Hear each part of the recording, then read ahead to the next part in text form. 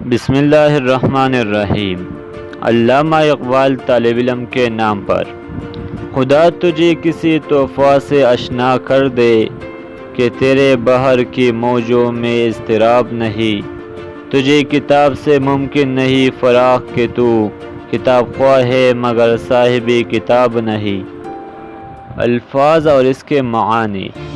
اشنا کا معنی ہے واقف، بحر کا معنی ہے سمندر، موجوں کا معنی ہے لہروں، اضطراب کا معنی ہے بے چینی۔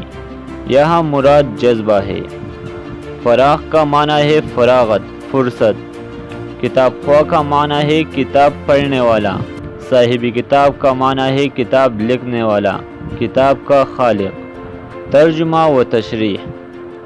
اے نوجوان طالب علم، میری دعا ہے کہ اللہ تجھے کسی طوفان سے اشنا کر دے تاکہ تیرے سمندر کی موجوں میں بے چینی اور بے قراری پیدا ہو جائے اور تو علم حاصل کرتے ہوئے صاحب کمال کے درجے پر جا پہنچے۔